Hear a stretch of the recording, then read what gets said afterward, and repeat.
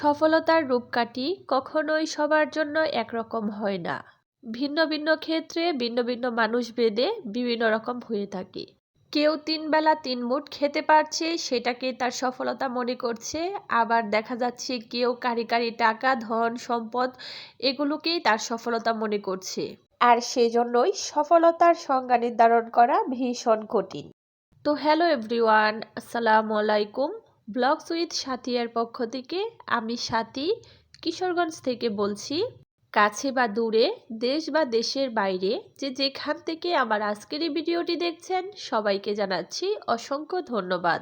আশা করছি আপনারা সকলেই খুব ভালো আছেন, আর আমিও আলহামদুলিল্লাহ আমার পরিবারের সাথে আছি বেশ ভালোই। আজকের ভিডিওটি সকালের নাস্তার পর থেকে শুরু করছি। নাস্তাটা আজকে সকালে অফ ক্যামেরাতেই করে নিয়েছি। আর এখানে নাস্তা করার পরে এখানে বিছানার চাদরটাকে পাল্টে নিয়েছি। আসলে আমার যেহেতু বাচ্চা টাচ্চা নাই, তাহলে দেখা যায় যে একটা বিছানার চাদর বেশ অনেক দিনই রাখতে পারি। তো আজকে অনেক দিন পরে বিছানার চাদরটা পাল্টে দিয়েছি, প্রায় 15 থেকে 20 দিন হয়ে গেছে।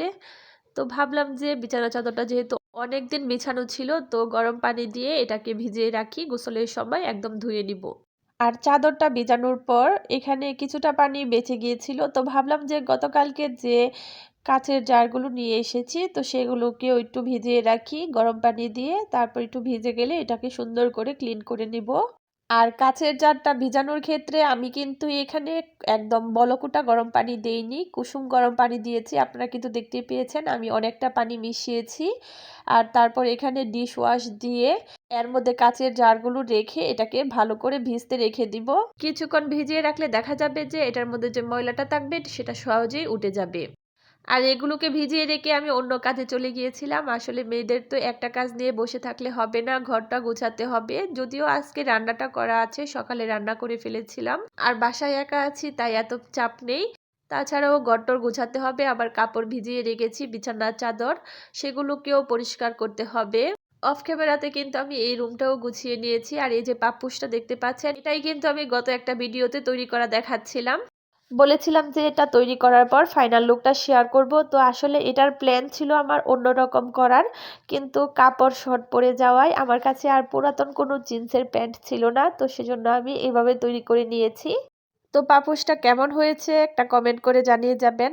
আর হ্যাঁ, কিছুটা ভিডিও দেখেই চলে যাবেন না। আজকের ভিডিও শেষে কিন্তু আপনাদের জন্য খুবই সুন্দর একটা ওয়ালমেট তৈরি করে দেখাবো। আসলে আমার অনেক ভিউয়ার্সরাই আছেন যারা প্রথম দিকে আমার লাইফস্টাইল ভিডিওটা দেখে চলে যায়, পরে আর ডিআইওয়াই ভিডিওগুলো দেখে না। তো আমি কিন্তু প্রত্যেকটা ভিডিওর শেষেই চেষ্টা করি একটা করে ডিআইওয়াই রাখতে। ম্যাক্সিমাম ভিডিওতে আমি চেষ্টা করি। তো যাই হোক, এখানে ঘরটা ঝাড়ু দেওয়ার পর কাচের জারগুলো কিন্তু এর মধ্যে ভিজে গেছে, তো সেগুলোকেও পরিষ্কার করে ধুয়ে নিয়েছি। তারপর গোসল নামাজ খাওয়া দাওয়া করার পর আর তেমন কোনো ভিডিওই করিনি, আসলে খুব বেশি টায়ার্ড হয়ে গিয়েছিলাম। তো এটা হচ্ছে সন্ধ্যার পরের ভিডিও। সন্ধ্যার পরে এখানে বসেছি আপনাদের সাথে একটা ডিআইওয়াই শেয়ার করার জন্য। আসলে আমি কিন্তু ম্যাক্সিমাম ডিআইওয়াই গুলোই করি সন্ধ্যার সময়। মাগরিবের নামাজ পড়ার পর কিছুটা সময় বসে আমি এই হাতের কাজগুলো করি। তো লাইটিংয়ের একটু সমস্যা হতে পারে, যেহেতু দিনের বেলায় ভিডিও করলে লাইটিং সুন্দর হয়, আর রাতের বেলা ভিডিও লাইটটা একটু কম আসে। তো এখানে দেখতে পাচ্ছেন ওয়ালমেট তৈরি করার জন্য আমি 3টা কার্ডবোর্ডকে এরকম করে কেটে নিয়েছি কোনা করে। তারপর এখানে আমি কিছুটা গ্লু এবং পানি একসাথে মিক্সড করে এটা দিয়ে এই যে টিস্যুটা দেখতে পাচ্ছেন এটা দিয়ে এই কার্ডবোর্ডটাকে আমি সুন্দর করে কভার করে নিব।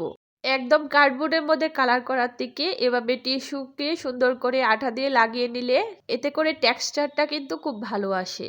তো এই কাজটি করে নিতে নিতে বরাবরের মতো আমার ভিউয়ার্সদের কাছে একটা ছোট্ট অনুরোধ করে নিচ্ছি, যারা এই মুহূর্তে ভিডিওটি ক্লিক করেছেন এবং এখনও দেখছেন তাদের কাছে একটা ছোট্ট অনুরোধ, প্লিজ একটা লাইক দিয়ে সম্পূর্ণ ভিডিওটি কন্টিনিউ করবেন।